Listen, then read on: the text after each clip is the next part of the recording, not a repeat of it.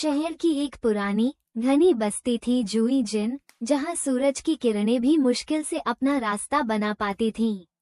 यहीं एक छोटी सी 2 कमरों की खोली में ली वेई अपनी बूढ़ी और बीमार माँ शू लान के साथ रहता था। शू लान को दमे की पुरानी बीमारी थी जो अब और बिगड़ चुकी थी। ली वेई पास के ही एक बड़े निर्माण स्थल पर दिहाड़ी मजदूरी करता था, जहां हर दिन काम मिलने की कोई गारंटी नहीं थी। उसके कंधों पर न सिर्फ माँ की दवाइयों का बोझ था, बल्कि कुछ साल पहले बहन की शादी के लिए साहूकार फेंग ताओ से लिए गए कर्ज का भारी दबाव भी था। रात का तीसरा पहर रहा होगा। शू लान की तेज खांसी ने ली वेई की कच्ची नींद तोड़ दी। वो हड़बड़ाकर उठा और अपनी माँ के पास पहुंचा। उनका चेहरा पीला पड़ चुका था और सांस लेने में उन्हें भयानक तकलीफ हो रही थी। माँ, क्या हुआ? ली वेई ने घबराकर पूछा, अपनी माँ की पीठ सहलाते हुए। शू लान कुछ बोल न सकी, बस हांफती रही। ली वेई का दिल बैठ गया। उसने जल्दी से माँ को सहारा दिया और पास के छोटे से सरकारी क्लिनिक की ओर भागा। क्लिनिक में रात की ड्यूटी पर मौजूद नर्स ने शू लान की जांच की और तुरंत उन्हें शहर के बड़े अस्पताल ले जाने को कहा। ली वेई के पैरों तले जमीन खिसक गई। बड़े अस्पताल का खर्च, वो कहाँ से लाएगा इतने पैसे? लेकिन माँ की जान बचाने के लिए उसके पास सोचने का समय नहीं था। उसने जैसे तैसे एक ऑटो रिक्शा किया और माँ को लेकर शहर के केंद्रीय अस्पताल की ओर चल पड़ा। ऑटो की खिड़की से आती ठंडी हवा उसके चेहरे पर लग रही थी, लेकिन उसके अंदर एक अजीब सी बेचैनी और डर का तूफान उमड़ रहा था। अस्पताल की इमरजेंसी में लंबी कतारें और डॉक्टरों की व्यस्तता देखकर ली वेई की बची खुची हिम्मत भी जवाब देने लगी। काफी देर इंतजार करने के बाद एक युवा, थका हुआ सा दिखने वाला डॉक्टर चेन शू लान को देखने आया। प्रारंभिक जांच के बाद डॉक्टर चेन ने कुछ और परीक्षणों के लिए कहा। ली वेई ने अपनी जेब में रखे कुछ 100 युआन निकालकर काउंटर पर जमा कर दिए, जो उसकी कई दिनों की जमा पूंजी थी। अगले दिन सुबह परीक्षणों की रिपोर्ट आई।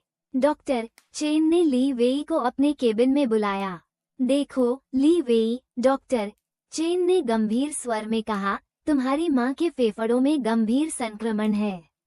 उन्हें तुरंत विशेष दवाइयों और शायद आईसीयू में भी रखने की जरूरत पड़ सकती है। ली वेई का गला सूख गया। डॉक्टर साहब, कितना खर्च आएगा? उसने कांपती आवाज में पूछा। डॉक्टर चेन ने एक पल के लिए उसकी ओर देखा, फिर नजरें झुका लीं। खर्च तो काफी होगा ली वेई, कम से कम 50,000 युआन तो मानकर चलो, और अगर आईसीयू की जरूरत पड़ी तो और भी ज्यादा। 50,000 युआन, ये रकम ली वेई के लिए किसी पहाड़ जैसी थी। उसने अपनी पूरी जिंदगी में इतने पैसे एक साथ नहीं देखे थे। वो स्तब्ध होकर डॉक्टर चेन को देखता रहा। मैं समझता हूँ तुम्हारी परेशानी, डॉक्टर चेन ने सहानुभूतिपूर्वक कहा, लेकिन उनकी हालत गंभीर है। हमें जल्द से जल्द इलाज शुरू करना होगा। ली वेई भारी मन से केबिन से बाहर निकला। अस्पताल का गलियारा उसे किसी अंतहीन सुरंग जैसा लग रहा था। वो कहाँ जाएगा, किससे मदद मांगेगा? उसके दोस्त, जो जुई जिन बस्ती में रहते थे, खुद 2 वक्त की रोटी के लिए संघर्ष कर रहे थे। बहन की अपनी परेशानियां थीं। अगले कुछ दिन ली वेई के लिए किसी बुरे सपने की तरह बीते। वो दिन भर निर्माण स्थल पर काम करता, शाम को अस्पताल में माँ के पास आता और रात में बस्ती के चक्कर लगाकर किसी से कुछ उधार मिलने की आस में भटकता। शू लान की हालत स्थिर थी, लेकिन उसमें कोई विशेष सुधार नहीं था। डॉक्टर रोज नई दवाइयों की पर्ची थमा देते और ली वेई की जेब खाली होती जा रही थी। इसी बीच फेंग ताओ साहूकार को भी ली वेई की मजबूरी की भनक लग गई। वो एक दिन अस्पताल पहुंच गया। उसका मोटा थुलथुल शरीर और सोने की मोटी चेन उसकी क्रूरता को और बढ़ा रही थी। क्यों ली वेई? उसने अपनी धूर्त आंखों से ली वेई को घूरते हुए कहा, सुना है बड़ी मुश्किल में हो। मेरा पैसा कब लौटा रहे हो? ली वेई ने हाथ जोड़ दिए। ताओ भाई, आप तो जानते हैं माँ की तबीयत। मुझे तुम्हारी माँ की बीमारी से कोई लेना देना नहीं, फैंग ताओ ने उसकी बात काटते हुए कहा। मुझे मेरा पैसा चाहिए, और वह भी ब्याज समेत। अगर अगले हफ्ते तक पैसे नहीं मिले तो तुम्हारी वो खोली मेरी हो जाएगी, समझे? फैंग ताओ के साथ आए दो गुंडों ने ली वेई को घूरकर देखा, जैसे उसकी बात पर मुहर लगा रहे हों। ली वेई का खून खौल उठा, लेकिन वो बेबस था। वो जानता था कि फैंग ताओ अपनी बात का पक्का है। अब उसके पास माँ की बीमारी के साथ साथ घर छिन जाने का भी डर था। उस रात ली वेई को नींद नहीं आई। वो अस्पताल के बाहर एक बेंच पर बैठा आसमान को घूरता रहा। शहर की चमकदार रोशनी उसके दर्द का मजाक उड़ा रही थी। उसके मन में तरह तरह के बुरे ख्याल आने लगे। क्या वो माँ को बचाने के लिए कुछ भी कर सकता है? कोई भी कीमत चुका सकता है? एक पल के लिए उसके मन में निर्माण स्थल से कुछ कीमती सामान चुराने का विचार आया, जहां लोहे के सरिये और तांबे के तार रखे रहते थे। यह विचार आते ही उसका दिल जोरों से धड़कने लगा। नहीं, वो ऐसा नहीं कर सकता। उसकी माँ ने उसे हमेशा ईमानदारी की सीख दी थी। चोरी, ये शब्द ही उसे कांटों की तरह चुभ रहा था। लेकिन फिर माँ का दर्द से कराहता चेहरा उसकी आंखों के सामने आ गया। वो क्या करे? अगले दिन जब वो हताश और थका हारा अस्पताल के गलियारे में बैठा था, तभी एक महंगी गाड़ी अस्पताल के पोर्च में आकर रुकी। उसमें से एक अधेड़ उम्र की, सुरुचिपूर्ण कपड़े पहने एक महिला उतरी। उसके चेहरे पर अमीरी की चमक थी, लेकिन आंखों में एक अजीब सा खालीपन और उदासी भी। वो महिला सीधे अस्पताल के डीन के कमरे की ओर बढ़ गई। ली वेई ने उसे बस एक झलक देखा और फिर अपनी चिंताओं में डूब गया। कुछ घंटों बाद जब ली वेई दवा की दुकान से कुछ सस्ती दवाइयां लेकर लौट रहा था, तो वही महिला उसे फिर दिखी। इस बार वो अस्पताल के मुख्य द्वार के पास खड़ी थी, शायद किसी का इंतजार कर रही थी। अचानक उसकी नजर ली वेई पर पड़ी। ली वेई के फटे पुराने कपड़े, उलझे बाल और आंखों में तैरती निराशा शायद उससे छिपी न रह सकी। महिला धीरे धीरे चलकर ली वेई के पास आई। तुम परेशान लग रहे हो, उसने एक सधी हुई लेकिन नर्म आवाज में कहा। उसकी आवाज में अधिकार और सहानुभूति का एक अजीब सा मिश्रण था। ली वेई सकपका गया। उसने पहले कभी किसी इतने अमीर व्यक्ति से बात नहीं की थी। जी हाँ, वो हकलाते हुए बोला। क्या मैं तुम्हारी कुछ मदद कर सकती हूँ? महिला ने पूछा। उसकी आंखें ली वेई के चेहरे पर टिकी थीं। ली वेई को समझ नहीं आ रहा था कि वह क्या कहे। क्या वो इस अजनबी महिला को अपनी सारी परेशानियां बता दे? क्या वो उस पर विश्वास कर सकता है? लेकिन उसकी माँ की बिगड़ती हालत और फैंग ताओ की धमकियां उसके दिमाग में कौंध गईं। शायद यही कोई रास्ता हो। मेरी माँ बहुत बीमार हैं। ली वेई की आवाज भर्रा गई। उनके इलाज के लिए बहुत पैसों की जरूरत है, और मेरे पास कुछ नहीं है। महिला ने ध्यान से उसकी बात सुनी। उसके चेहरे पर कोई विशेष भाव नहीं आया, जैसे वो ऐसी कहानियां सुनने की आदी हो। कितने पैसे चाहिए? उसने सीधे पूछा। ली वेई ने झिझकते हुए वो रकम बताई जो डॉक्टर चेन ने उसे बताई थी, और फैंग ताओ के कर्ज का भी जिक्र किया। महिला कुछ देर चुप रही, फिर बोली, मैं तुम्हारी मदद कर सकती हूँ। तुम्हारी माँ के इलाज का सारा खर्च और तुम्हारे साहूकार का कर्ज सब मैं चुका दूंगी। ली वेई को अपने कानों पर विश्वास नहीं हुआ। क्या ये सच है? कोई अजनबी उसकी इतनी बड़ी मदद क्यों करेगा? लेकिन आप क्यों? उसने अविश्वास से पूछा। महिला के होठों पर एक हल्की, रहस्यमयी मुस्कान तैर गई। समझ लो कि मुझे दूसरों की मदद करना अच्छा लगता है, उसने कहा। लेकिन मेरी एक छोटी सी शर्त है। शर्त? ली वेई का दिल धक से रह गया।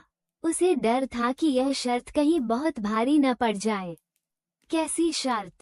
तुम्हें मेरे लिए एक छोटा सा काम करना होगा, महिला ने कहा। उसकी आंखें अब ली वेई के अंदर झांक रही थीं। एक बहुत ही छोटा सा काम। उसकी आवाज में कुछ ऐसा था जिसने ली वेई के अंदर एक अनजाना सा डर पैदा कर दिया। वो समझ गया था कि यह छोटा सा काम शायद उतना छोटा नहीं होगा जितना वो कह रही थी, लेकिन उसके सामने कोई और रास्ता भी तो नहीं था। माँ की सांसें उखड़ रही थीं, और फेंग ताओ किसी भी दिन उसे और उसकी माँ को सड़क पर ला सकता था। मैं तैयार हूँ, ली वेई ने लगभग फुसफुसाते हुए कहा। उसका गला पूरी तरह सूख चुका था। आप जो कहेंगी मैं करूँगा। महिला के चेहरे पर वही रहस्यमयी मुस्कान और गहरी हो गई। ठीक है, उसने कहा, मेरा नाम लिन शू है। कल सुबह तुम मुझे इसी जगह मिलना। मैं तुम्हें बताऊंगी कि तुम्हें क्या करना है। ये कहकर लिन शू अपनी गाड़ी की ओर मुड़ी और उसमें बैठकर चली गई, ली वेई को उसके अनगिनत सवालों और एक भयानक अनिश्चितता के साथ अकेला छोड़कर। अगली सुबह ली वेई समय से पहले ही अस्पताल के मुख्य द्वार पर पहुंच गया। रात भर उसे नींद नहीं आई थी। लिन शू की बातें और उसकी रहस्यमयी मुस्कान उसके दिमाग में घूमती रही।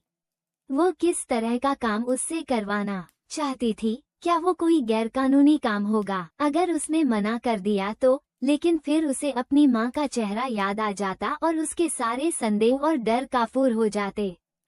ठीक 10 बजे लिन शू की गाड़ी आकर रुकी। वो आज भी उतनी ही सुरुचिपूर्ण लग रही थी। ली वेई को देखकर वो गाड़ी से उतरी। आओ, उसने कहा, और ली वेई चुपचाप उसके पीछे चल दिया। गाड़ी शहर के एक पॉश इलाके की ओर बढ़ रही थी। ली वेई ने ऐसी ऊंची ऊंची इमारतें और चौड़ी सड़कें पहले कभी नहीं देखी थीं। उसकी बस्ती जुई जिन इन सबके सामने किसी पुराने फटे हुए पबन जैसी लगती थी। गाड़ी एक आलीशान ऑफिस बिल्डिंग के सामने रुकी। लिन शू उसे लेकर एक बड़े से शानदार ऑफिस में पहुंची। यह शायद उसी का ऑफिस था। दीवारों पर महंगी पेंटिंग्स लगी थीं और फर्नीचर भी कीमती लग रहा था। लिन शू अपनी आरामदायक कुर्सी पर बैठी और ली वेई को सामने वाली कुर्सी पर बैठने का इशारा किया। ली वेई झिझकते हुए बैठ गया। तो ली वेई, लिन शू ने अपनी उंगलियां आपस में फंसाते हुए कहा, जैसा कि मैंने कहा था, काम बहुत छोटा है। तुम्हें बस एक मीटिंग में मेरे साथ चलना है और वहाँ कुछ बातें कहनी हैं जो मैं तुम्हें बताऊंगी। ली वेई ने राहत की सांस ली। बस इतनी सी बात, क्या कहना होगा मैडम? उसने पूछा। मेरे एक व्यापारिक प्रतिद्वंद्वी हैं, मिस्टर वांग, लिन शू ने अपनी आवाज को थोड़ा धीमा करते हुए कहा। उन्होंने मेरे साथ कुछ धोखाधड़ी की है। मैं चाहती हूँ कि तुम उस मीटिंग में ये कहो कि तुमने मिस्टर वांग को मेरी कंपनी के कुछ गुप्त दस्तावेज चुराते हुए और किसी और को बेचते हुए देखा है। ली वेई का मुंह खुला रह गया। लेकिन मैडम, ये तो झूठ है, मैंने ऐसा कुछ नहीं देखा। लिन शू हंसी, एक ठंडी रूखी हंसी। मुझे पता है कि यह झूठ है, ली वेई, इसीलिए तो मैं तुम्हें ये काम करने के लिए कह रही हूँ। अगर सच होता तो मुझे तुम्हारी जरूरत क्यों पड़ती? पर ये तो किसी निर्दोष को फंसाना हुआ, ली वेई ने लगभग चीखते हुए कहा। मैं यह नहीं कर सकता, ये पाप है। पाप? लिन शू ने अपनी भौहें सिकोड़ लीं। अपनी मरती हुई माँ को बिना इलाज के छोड़ देना पाप नहीं है। अपने घर से बेघर हो जाना पाप नहीं है, ली वेई। इस दुनिया में हर चीज की एक कीमत होती है, तुम्हारी माँ की जिंदगी की भी और तुम्हारे घर की भी, और वो कीमत तुम्हें चुकानी होगी। लिन शू के शब्द ली वेई के दिल में तीर की तरह चुभ रहे थे। वो जानती थी कि उसकी दुखती रग क्या है। वो उसकी मजबूरी का फायदा उठा रही थी। मिस्टर वांग कोई दूध के धुले नहीं हैं, लिन शू ने अपनी बात जारी रखी, शायद ली वेई के चेहरे पर उभरे असमंजस को भांपकर। उन्होंने भी कई लोगों के साथ धोखा किया है। तुम बस एक छोटे से धोखेबाज को सबक सिखाने में मेरी मदद कर रहे हो, और बदले में तुम्हारी सारी परेशानियां खत्म हो जाएंगी। ली वेई चुप था। उसका मन बुरी तरह उलझ गया था। एक तरफ उसकी माँ की जान थी, उसका घर था, और दूसरी तरफ उसका ज़मीर, उसकी ईमानदारी। वो क्या चुने?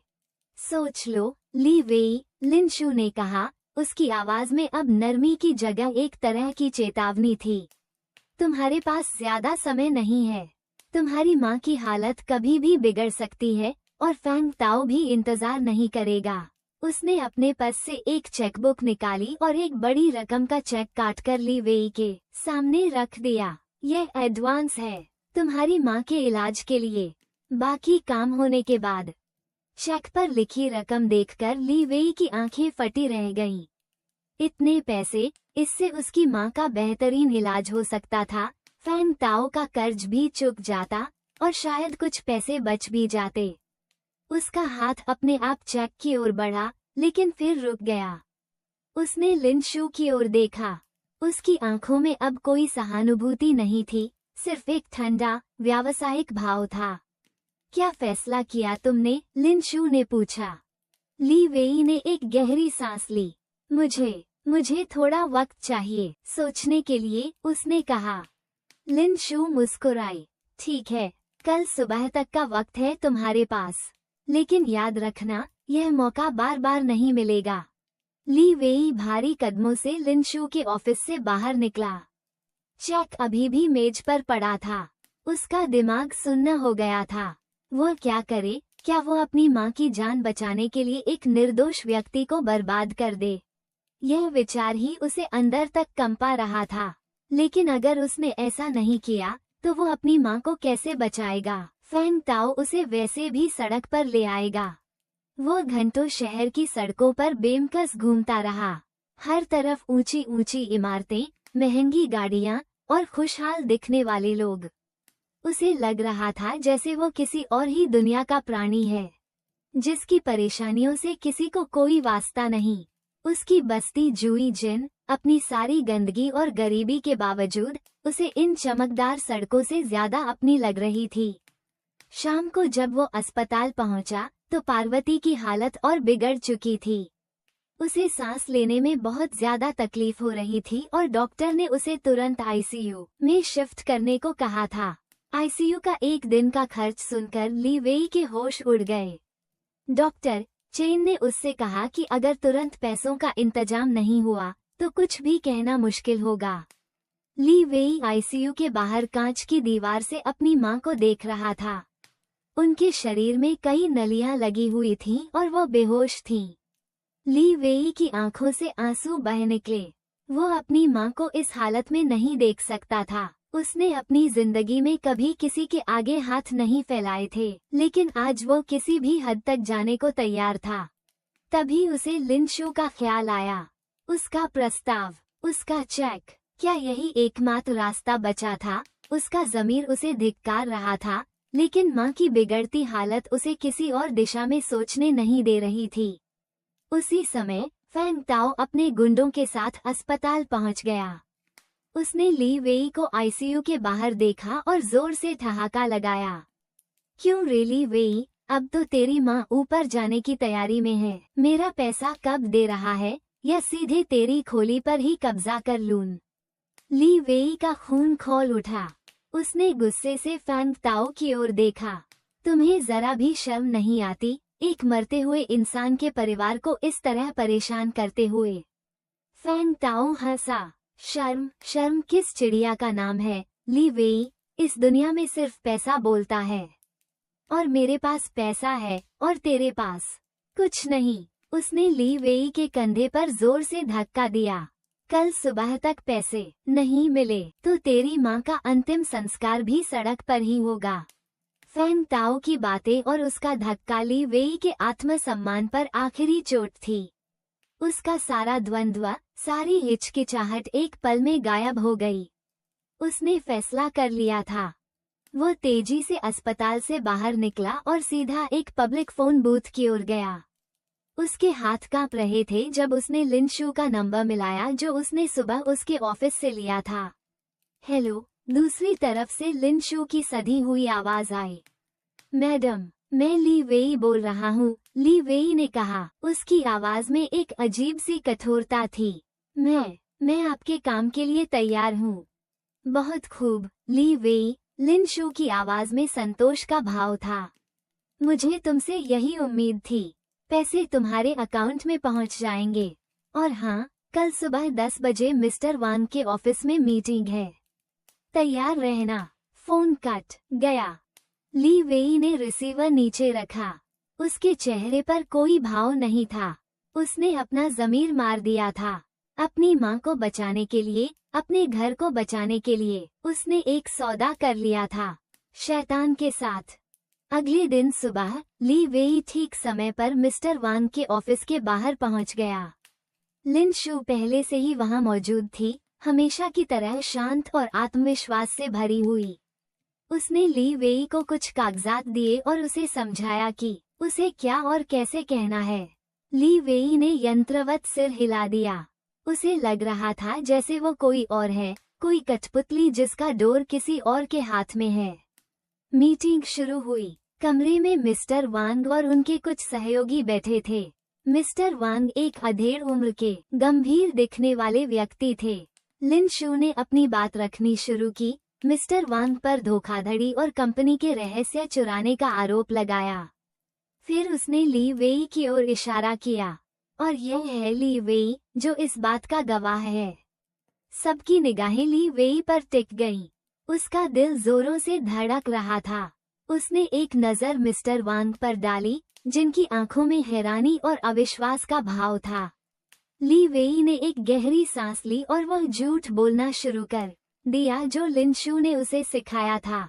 हर शब्द उसके हलक में अटक रहा था, हर वाक्य उसके ज़मीर पर एक नया घाव कर रहा था। उसने बताया कि कैसे उसने मिस्टर वांग को दस्तावेज चुराते और किसी और को बेचते देखा था। उसने तारीखें बताईं, समय बताया और ऐसी बारीकियां जोड़ी जो लिन शू ने उसे रटाई थीं। जब ली वेई ने अपनी बात खत्म की तो कमरे में एक खामोशी छा गई। मिस्टर वांग का चेहरा सफेद पड़ चुका था। वो कुछ कहना चाहते थे, लेकिन उनकी आवाज नहीं निकल रही थी। उनके सहयोगियों की आंखों में भी संदेह और चिंता का भाव था। लिन शू मुस्कुरा रही थी, एक विजयी मुस्कान। उसने ली वेई की ओर प्रशंसात्मक दृष्टि से देखा। मीटिंग जल्द ही खत्म हो गई। मिस्टर वांग और उनकी टीम पर जैसे गाज गिर पड़ी थी। लिन शू ने ली वेई का कंधा थपथपाया। बहुत अच्छा काम किया, ली वेई। मुझे तुम पर गर्व है। ली वेई ने कुछ नहीं कहा। उसे अपनी ही आवाज से घिन आ रही थी। वो जल्दी से उस ऑफिस से बाहर निकलना चाहता था। पैसे, जैसा कि लिन शू ने वादा किया था, ली वेई के अकाउंट में ट्रांसफर कर दिए गए। उसने तुरंत अस्पताल का बिल चुकाया और फैंग ताओ का कर्ज भी। पार्वती की हालत में धीरे धीरे सुधार होने लगा था। कुछ दिनों बाद उन्हें आईसीयू से सामान्य वार्ड में शिफ्ट कर दिया गया। डॉक्टर चेन ने ली वेई को बताया कि अब वो खतरे से बाहर हैं। फैंग ताओ भी अब शांत हो गया था। उसे अपना पैसा मिल गया था और ली वेई की खोली अब सुरक्षित थी। सब कुछ ठीक हो गया था, या शायद ठीक होता हुआ दिख रहा था। लेकिन ली वेई के अंदर कुछ टूट गया था। वो रात भर सो नहीं पाता था। मिस्टर वांग का हैरान, अविश्वासी चेहरा बार बार उसकी आंखों के सामने आ जाता था। उसे अपने किए पर भयानक अपराध बोध और आत्मघृणा महसूस होती थी। पार्वती अब पहले से बेहतर थीं। वो अपने बेटे के चेहरे पर छाई उदासी और खामोशी को भांप रही थीं। क्या बात है बेटा, उन्होंने एक दिन पूछा। तू आजकल इतना चुप चुप क्यों रहता है, सब ठीक तो है ना? ली वेई अपनी माँ से नजरें नहीं मिला पा रहा था। कुछ नहीं माँ, उसने झूठ कहा। बस काम की थोड़ी थकान है। वो अपनी माँ को सच कैसे बताता, वो उन्हें ये कैसे बताता कि उनके बेटे ने उनकी जान बचाने के लिए अपनी आत्मा बेच दी है। कुछ हफ्ते बीत गए। शहर में मिस्टर वांग की कंपनी के दिवालिया होने की खबरें आने लगीं। कहा जा रहा था कि उन पर धोखाधड़ी का आरोप साबित हो गया है और उनकी साख मिट्टी में मिल गई है। ये सुनकर ली वेई का अपराध बोध और बढ़ गया। वो जानता था कि इस बर्बादी का जिम्मेदार वह है। एक शाम जब ली वेई काम से लौट रहा था तो उसने एक परिचित आवाज सुनी, ली वेई। उसने पलटकर देखा। डॉक्टर चेन सड़क के दूसरी ओर खड़े थे। ली वेई उनसे नजरें चुराना चाहता था, लेकिन डॉक्टर चेन ने सड़क पार कर ली और उसके पास आ गए। कैसी हो तुम्हारी माँ अब? डॉक्टर चेन ने पूछा। जी अब ठीक है, ली वेई ने धीरे से कहा। सुनो ली वेई, डॉक्टर चेन ने थोड़ा झिझकते हुए कहा, मुझे तुमसे कुछ जरूरी बात करनी है। क्या हम कहीं बैठकर बात कर सकते हैं? ली वेई को कुछ अंदेशा हुआ। वो डॉक्टर चेन के साथ पास के एक छोटे से टी स्टॉल पर चला गया। देखो ली वेई, डॉक्टर चेन ने चाय का कप हाथ में लेते हुए कहा, मैं जानता हूँ कि तुमने अपनी माँ के इलाज के लिए पैसे कहाँ से लाए। ली वेई का दिल बैठ गया। आप क्या कहना चाहते हैं? जिस दिन तुम्हारी माँ को आईसीयू में शिफ्ट किया गया था, उसी दिन मैंने लिन शू को तुम्हारे बारे में पूछते हुए सुना था, डॉक्टर चेन ने कहा। और फिर अगले ही दिन तुम्हारे अकाउंट में इतने सारे पैसे आ गए। मैं कोई बच्चा नहीं हूँ ली वेई। मैं समझ गया था कि कुछ तो गड़बड़ है। ली वेई चुपचाप सिर झुकाए बैठा रहा। और फिर मैंने मिस्टर वांग के बारे में सुना, डॉक्टर चेन ने अपनी बात जारी रखी। उनकी कंपनी कैसे बर्बाद हुई और उसमें तुम्हारी गवाही की क्या भूमिका थी? ली वेई की आंखों में आंसू आ गए। डॉक्टर साहब, मैं मजबूर था, वो भर्राई आवाज में बोला।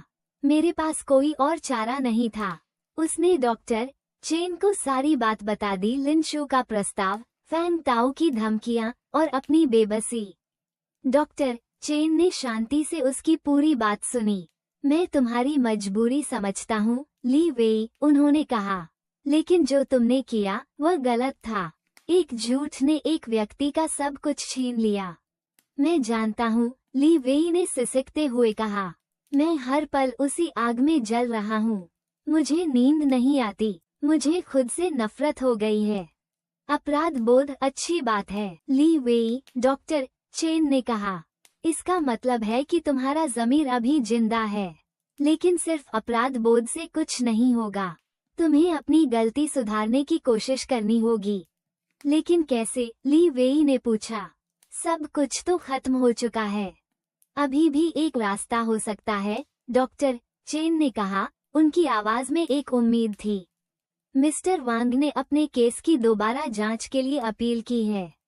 वे नए सबूत तलाश रहे हैं।